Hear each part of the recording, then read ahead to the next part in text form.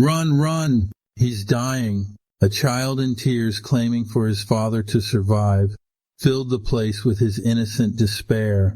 "Am I going to lose my daddy?" Daniel, husband Sophia, was about to die, and if they delayed, it would definitely happen. They were desperate, and as fast as possible, they had come to the hospital hopefully. Daniel has a recently discovered illness, and the last hope was this surgery. The doctors had been optimistic. The surgery would definitely save him. But something tragic and shocking happened. The fate intervened. The doctors faced an uncommon situation, changing all their hope in desperation. The family could wait for bad news, but maybe that was close to happen. After a lot of attempts, the doctors had a verdict. And in the end, Daniel did not survive. The doctors did not know how to communicate this to the family, especially when a child in tears was there, waiting and praying with all his heart for his father's return. Daniel, leaving behind the man known to Sophia as Danny in their most intimate circles, and the loving father to 6-year-old boy called Marcus. Their small, sunlit home, once filled with his laughter, had fallen silent. Sophia stood frozen at the hospital's entrance, the chill in the air wrapping around her like a shroud. A couple days had passed since Daniel's death, yet the wound remained as raw as on that fateful night. In her trembling hands, she clutched the remnants of a life stolen too soon, a cell phone still bearing his fingerprints, and a wedding ring that felt impossibly heavy. The world around her moved on, oblivious to the stillness of her grief. Marcos was silent, bravely resisting what his mother found almost impossible to bear. Every night Marcus whispered to the stars, convinced her daddy was listening, a hope that both comforted and pierced Sophia's heart. At the funeral, sorrow and judgment intermingled. Faces blurred in her memory, save for one, Lenny, Daniel's brother, whose cold accusing glare spoke of old resentments. Lenny, who had never fully accepted Sophia and had long seen her as an interloper and scammer, arrived accompanied by some of Daniel's other siblings. Even before the priest's final prayer, hushed arguments about inheritance and possessions began, revealing bitter undercurrents. Sophia barely had time to process her loss before the demands began. "We just want to take a walk, praying as a moment of farewell," they claimed, but she knew better. In the hospital corridor, she'd heard them discussing how to divide Daniel's belongings like scavengers. Standing alone in the cold parking lot with his wallet and phone clutched tightly, she felt the sting of betrayal. The first confrontation came the day after the funeral. Lenny arrived with her eldest brother, Vincent, imposing and built much like Daniel, but without his gentle warmth. With a stone-set expression, Vincent demanded the thing Daniel had once promised him. "There's nothing here for you," Sophia said, her voice trembling but resolute. "Everything Daniel owned is meant for Marcus, not for the family who never took care of him, never came to visit or even make a phone call." "You have no right to keep us from what's ours," Vincent snapped. "Yours?" Sophia's anger flared beneath her grief. "Me and my husband worked hard for this home. You have no right to it, not even a tiny piece. This is Marcus's home. You don't get to tear away pieces of her father." Lenny's words cut in coldly. "We were his family before you. Blood comes first. You should be quiet." Those words echoed in Sophia's mind every night, mingling with her own doubts about who she was without him, and how to shield Marcus from a world determined to take everything away. His family, who was supposed to love and protect, was trying to guide him to the misery, to a place away from happiness, but his mother is a strong woman, determined to do whatever it takes to stop all this cruelty. In the days that followed, harassment escalated. Unwanted phone calls, rude and threatening texts, and unannounced visits became constant, shadows stretching across her doorstep. Sophia was anxious, and each time a car approached, her heart pounded with fear. She was being stalked and feared that something horrible might happen to her and her beloved son. Her mind was thinking of a solution to solve this whole problem, Her sleepless nights were dedicated to solving this. One night, as she tucked Marcus into bed, the little boy asked in a soft, questioning tone, "Mommy, are they mad at us?"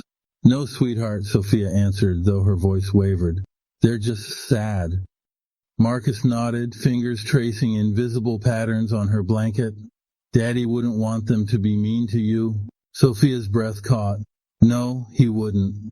And yet without Daniel there to protect them, the void felt even larger.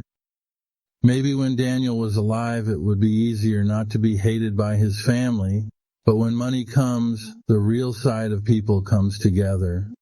Days blurred into nights, never revealing a piece of good news or hope. It was hard to keep living in this situation, and work became a distant memory as she sat staring at her laptop, her mind lost in recollections. Daniel's last smile, the gentle brush of his hand as he tucked a stray hair behind her ear. "I'll see you soon," he had whispered before they wheeled him away. But soon never came. Just as these memories are the best memories and warm her heart, they are also the ones that tear her apart every day, that her eyes open after waking up, or even reappear in her closed eyes in her dreams, during a sleep that has not been refreshing for a long time, which seems more like a continuation of the despair she lives in life, recreating existing scenes or even inventing new scenarios based on the concerns and fears that haunt Sophia. Just as she woke up screaming, startling Marcus, who was lying comfortably beside her. In dream, her son suddenly vanished while they were at an amusement park, more precisely, while waiting in line to enter. Sophia spotted an enormous yellow stuffed bear, larger than Marcus, and ecstatic, she immediately turned toward her son while pointing in the direction of the teddy bear. At that very moment, she encountered emptiness. Only children of other parents were there, but where was her son? Sophia's breathing grew heavy. Her heart pumped more blood than ever, causing her body to scream in sync with her mind and mouth. "Marcus, where are you?" Sophia asked everyone around, but no one could answer her. Those who used to converse frequently were now silent, almost like store mannequins. She left the line and ran in every direction, calling out her son's name. Even in the cold temperature, her adrenaline was so high that it forced her body to produce more and more sweat, making her the only one wearing just a t-shirt amidst a crowd in coats. Suddenly, Sophia heard a whistle, and her face immediately turned toward its sound. When she looked, she saw Marcus saying, "Daddy," while was holding hands with a burly man whose face was partially covered, making identification difficult, though his height and silhouette looked familiar, and why Marcus called him Daddy.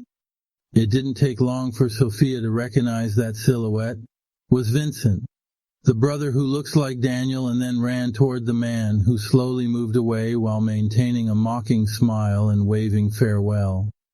As Sophia ran, seemingly not getting anywhere, her desperation grew. Suddenly the man disappeared, and she heard Marcus screaming in the distance. Moment, Sophia violently woke up. Fortunately, it was just a dream. Or for some, it might be considered some kind of vision, a premonition. Back to the current moment, only Marcus anchored her. Yet even that fragile hope was threatened. Lenny and Vincent grew bolder. One day, Vincent returned with the police at his side, demanding the phone, a gift from his brother, or even money. "We have a right," he argued, waving a document Sophia barely understood. Sophia couldn't understand the reason for demanding Daniel's phone. Might have something revealing? Sophia didn't know, but what about Vincent? The officer regarded her with pity. "It's complicated, but they can't enter without your permission." "I don't give permission," she said firmly. "This is my home. This is ours too. We are the only family Daniel has had, the real one.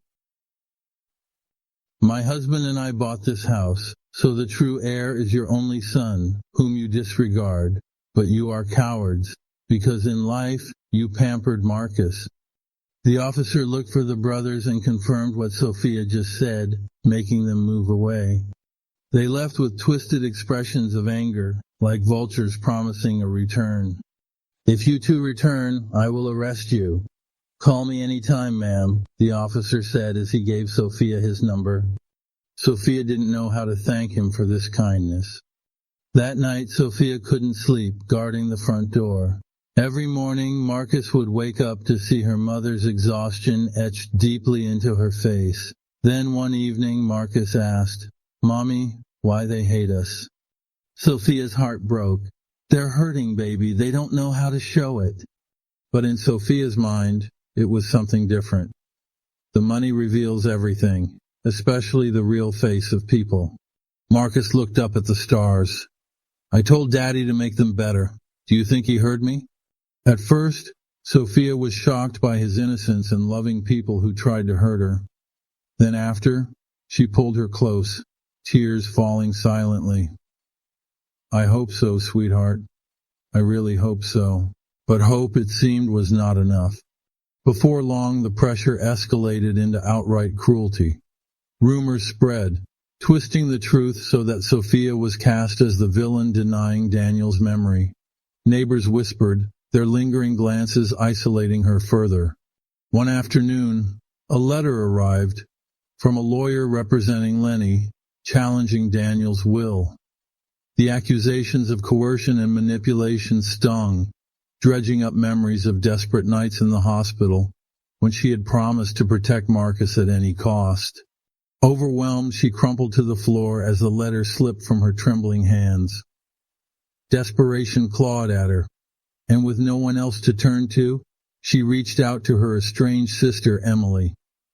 Her call went to voicemail, and with a cracked voice she pleaded, "Emily, it's me. I need you. Please call me." Days passed until Emily finally appeared on her doorstep, pale with worry. In a fierce embrace, Sophia finally allowed herself to break down. That night, as they talked and cried together, Emily revealed a secret Sophia had never known. Daniel had confided his fears before surgery and had made Emily promise that if he didn't make it, she would look after both Sophia and Marcus. "He loved you so much," Emily whispered. "He wanted you both to be happy no matter what." Those words were both solace and a stark reminder. Daniel had prepared for the worst, even as Sophia had clung to hope. But the battle with Lenny and Vincent grew even uglier. Anonymous threats, vandalism, and eventually an act that shattered what little safety remained. Marcus went missing. Panic seized Sophia as she searched the house, calling out in desperation. Hours later, Sophia found Marcus huddled behind a playground, his tear-streaked face whispering, "They told me. They said Daddy didn't love me. They said you were taking him away from them." That was the final line. Something inside Sophia snapped. She would no longer be passive. Sophia feared that Daniel's brothers would steal her son or even hurt him. With Emily's help, she gathered evidence, documented every threat and confrontation, and fought back legally. The court battle was brutal and costly, draining her savings, but she refused to let them erase Daniel's memory. In a hard-won victory, the judge ruled in her favor, granting her full control over Daniel's estate and issuing a restraining order against Lenny and Vincent. Yet the victory felt hollow. After the ruling, Sophia left her son with Emily and visited Daniel's grave alone, whispering, "I did it. I protected our Marcus, just as I promised." A gentle breeze seemed to carry his warmth, until a dark figure, the same from his nightmare, emerged from behind a tree. It was Vincent. His gaunt face and burning eyes exuded pure hatred. "This isn't over," he hissed. Before Sophia could react, a searing pain exploded in her chest. She looked down to see a knife, blood blossoming across her shirt as her knees buckled. In her final moments, she saw Vincent's silhouette fading into the shadows. Under a bright, indifferent sky, the quiet devastation of that night rippled through the community. Detectives pieced together the final moments captured by a stray security camera, and Vincent was eventually apprehended, his malevolence laid bare by overwhelming evidence. The investigation uncovered years of bitterness, a web of manipulation spun by Lenny, whose insistence on blood ties had estranged her from the very family she claimed to cherish. For Marcus, the void left behind was immeasurable. Yet amid the overwhelming loss, a fragile hope began to take root.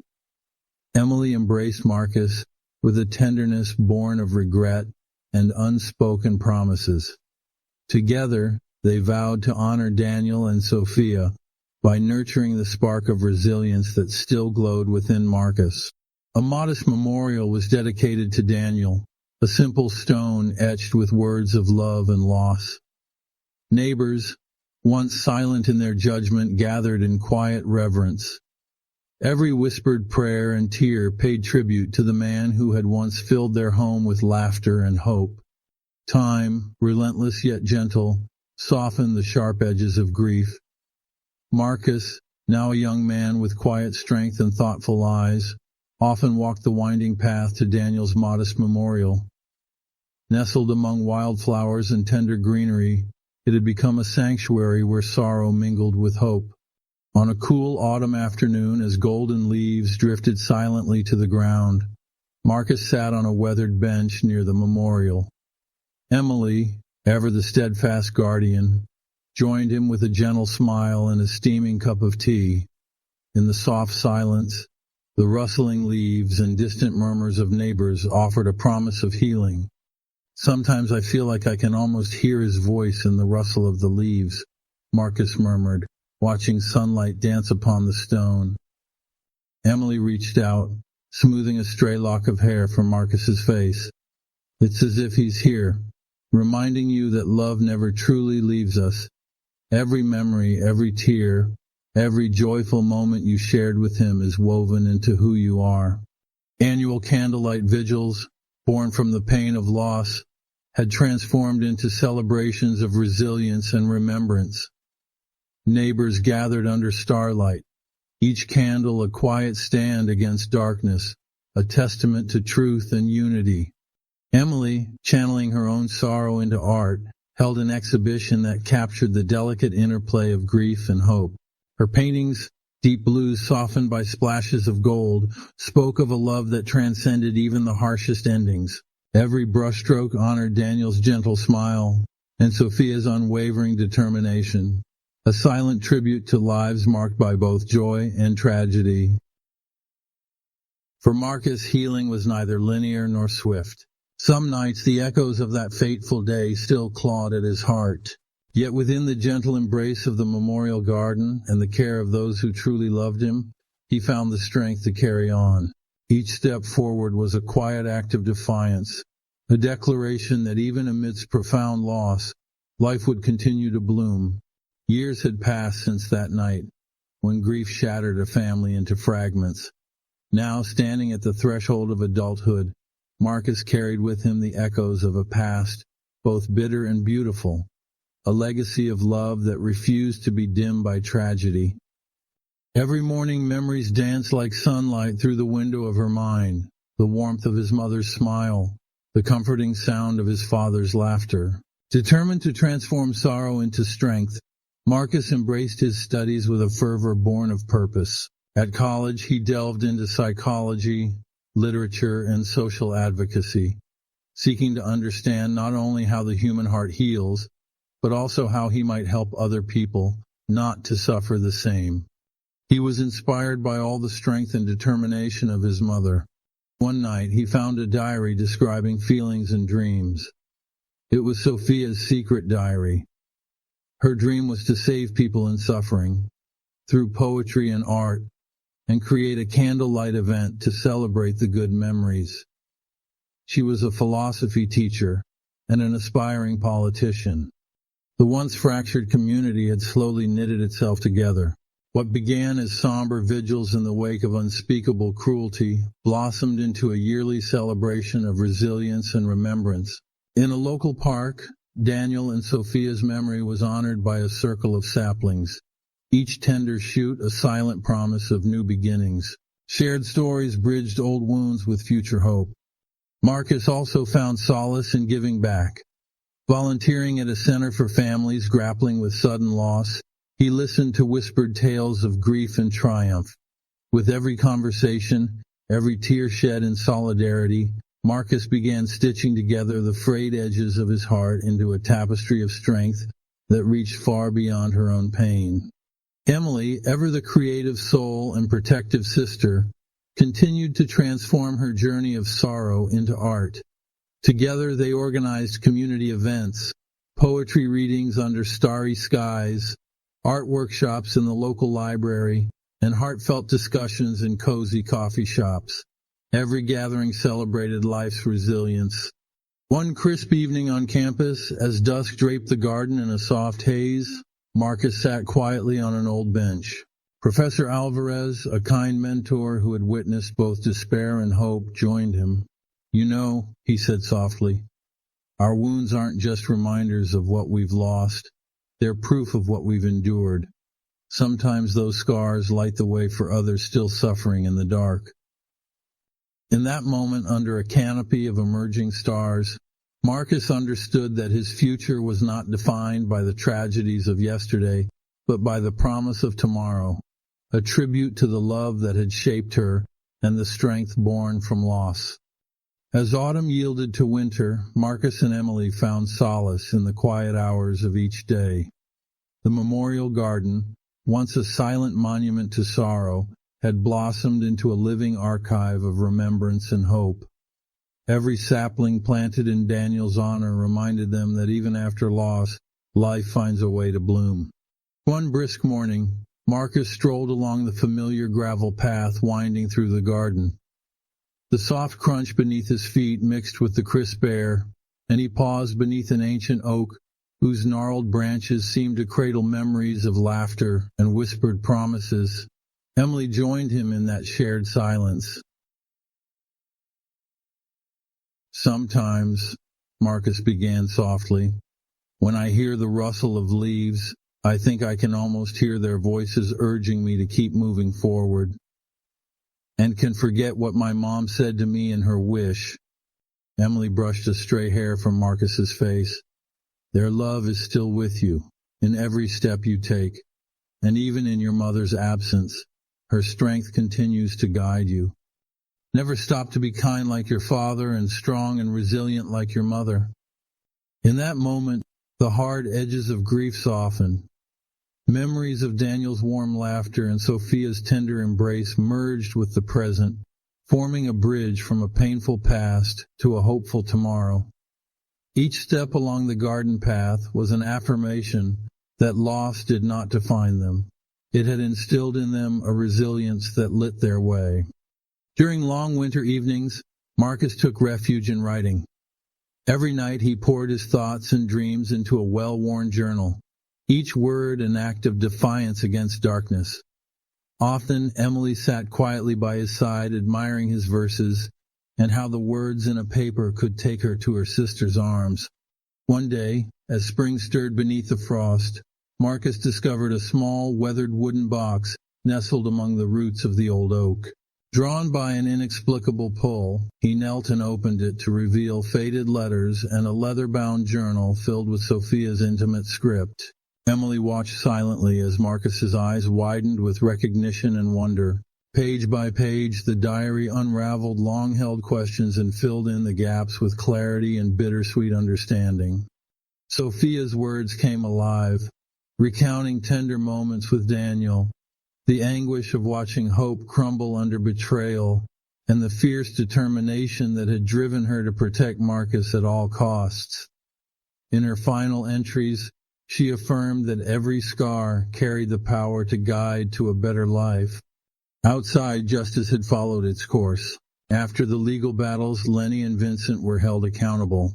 Vincent's dark chapter ended with a conviction, and Lenny was forced into a long road of community service and accountability. The community, once divided by whispered judgment, rallied together in annual candlelight vigils, each flame a tribute to truth and a promise of unity. The rest of the family never came back until his grandmother appeared while he was sitting in the park writing about his mother. "Hi, my grandson." Marcus doesn't recognize the voice, especially since his last contact was when he was a child. "Who are you?" he asks. "I'm your grandmother, your father's mother. I'm sorry for everything. You and your mother never deserved what Vincent and Lenny did." It's their fault and mine too for never disagreeing or stopping it. Marcus thinks for a while and opens his arms, indicating an intention to hug. His grandmother immediately smiles and hugs back. Don't worry, all of this is in the past, but don't ask me to accept you. Your children took my mother away from me. I can't accept you, at least not yet. With Sophia's words echoing in his heart, Marcus felt a profound shift. The voids of the past, the unanswered calls, the unspoken fears were now filled with the legacy of a love that had never truly been lost. Emily's hand on her shoulder, as they joined the community for one final vigil beneath the starlit sky, cemented that legacy. As hundreds of candles lit the darkness, each flame became a symbol of remembrance and rebirth. Stepping forward, Marcus's voice trembled, yet resonated with determination. I carry you, Mom. I carry you, Dad. And I carry every piece of our love into every tomorrow. In that poignant moment, past and future converged, a farewell to pain and a fierce embrace of hope. Hand in hand, Marcus and Emily left the circle of light and stepped into the promise of a new dawn. Always together and keeping alive Daniel and Sophia's memories. And before the last word was said to Emily, Marcos received an email approving his request to run for the next election. If you enjoyed the story, please consider leaving a like and subscribing to my channel. And let me know in the comments, how did this story make you feel? I'd love to hear your thoughts. See you next time.